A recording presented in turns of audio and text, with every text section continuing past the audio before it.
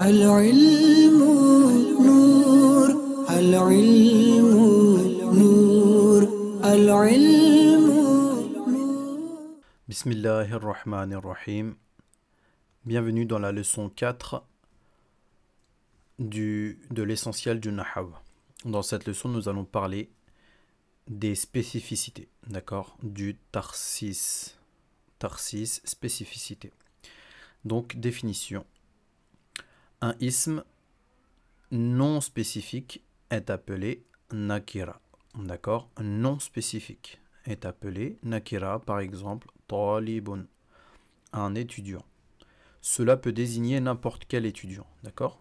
Ça désigne n'importe quel étudiant, ce n'est pas spécifique, donc qui dit non spécifique dit nakira, d'accord? Donc un ism spécifique est appelé ma'rifa. Contrairement au nakira, celui-ci est spécifique, donc il est appelé ma'rifa. Par exemple, at-talibu, l'étudiant. Cela désigne maintenant un étudiant en particulier. D'accord? Donc là, c'est l'étudiant. D'accord? L'étudiant. Alors que en haut, c'était un étudiant, disons, lambda. D'accord? Donc non spécifique. Alors que là, c'est at-talibu, c'est l'étudiant. D'accord? Spécifique. Donc c'est ma'rifa. Il existe 6 types principaux de ma'rifa. D'accord? 6 types de ma'rifa. Numéro 1, les mots avec alif lam au début, d'accord? Un ism qui commence par alif lam, par exemple al-qalamu. Donc là, nous voyons alif lam, donc il est spécifique, le stylo, d'accord? Donc alif lam, d'accord? Déjà, il devient ma'rifa, d'accord? C'est ma'rifa.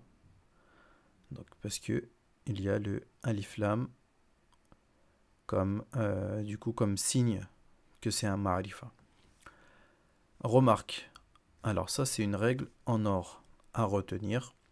Le tanwin, d'accord, le tanwin, que ce soit de fatha, de kasra ou de dhamma, ne peut pas venir à la fin d'un mot qui commence par alif lam. D'accord? Là il y a alif lam, vous ne verrez jamais une tanwin à la fin d'un mot qui commence par alif lam, ça n'existe pas. Deuxième type principal de ma'rifa, c'est le alam, le nom propre, d'accord? Un nom de personne ou de lieu, par exemple, Aliyun Makkata, d'accord? Ali et Makka, vous voyez que ce sont des noms propres, donc ils sont ma'rifa, ils sont spécifiques, d'accord? Nom propre, spécifique. Ali, c'est le nom d'une personne spécifique, d'accord? Makka, c'est le nom d'une ville spécifique. Voilà, on a vu deux types principaux de ma'rifa. Numéro 3, c'est l'ismu l'ishara, mot de désignation. D'accord? C'est un ism utilisé pour désigner ou pointer quelque chose.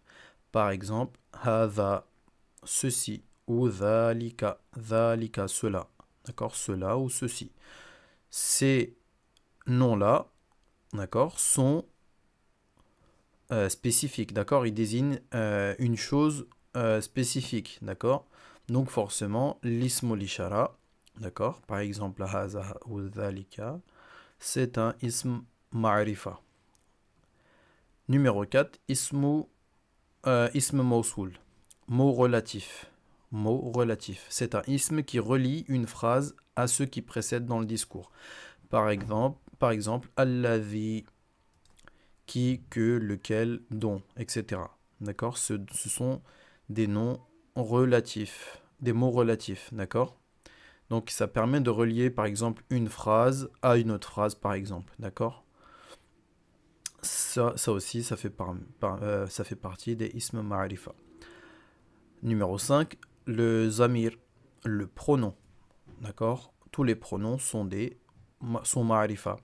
Donc un ism utilisé pour désigner soit la personne qui parle, je, moi, mon, celle à qui l'on parle, donc d'accord, la personne à qui on parle, donc tu, toi, ton, ou celle dont on parle, il, elle, eux, d'accord? Par exemple, ana, qui veut dire je, ou huwa, il. D'accord? Ça, tous les pronoms en arabe sont ma'rifa, spécifiques. Alors là, on voit que pour le, par exemple, le 3 ou le 4, là, là, on a dit qu'il a écrit mot de désignation, mais c'est aussi, par exemple, des pronoms démonstratifs. Ou là, le 4, c'est pronoms relatifs, donc du coup, c'est des mots relatifs ou des pronoms relatifs. Du coup, et là, le 6, c'est le mudaf, le mot lié à l'un des 6 types de ma'rifa. Par exemple, Jabalul Makkah. Donc, vous voyez que là, c'est Jabalu, c'est mudaf, d'accord? La montagne de la Mecque, d'accord? Il est lié à, du coup, il est lié à Makkah. Makkah, on avait dit quoi? D'accord? C'est un nom propre, d'accord? C'est un lieu. Donc, le mot qui est lié au ma'rifa s'appelle mudaf. Et mudaf est un ma'rifa. D'accord? Ou par exemple, qalamul ustad. D'accord? Alors là, on voit qu'il y a écrit ce type est techniquement appelé mu'arraf bil idafa. Défini par l'annexion. Nous verrons plus en détail le concept de mudaf dans la leçon numéro 9. À noter, tout mudaf n'est pas automatiquement ma'arifa. D'accord? C'est pas automatiquement ma'arifa. Seuls ceux qui sont attachés à l'un des 6 types de ma'arifa le deviennent. D'accord? Les 6 types là, du coup, qu'on vient de voir.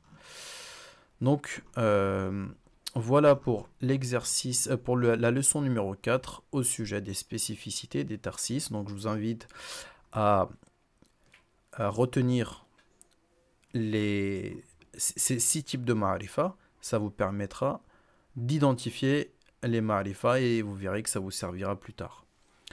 Donc, jazakallah d'avoir suivi le cours et je vous dis à la prochaine vidéo. أقول قولي هذا واستغفر الله لي ولكم ولسائر المسلمين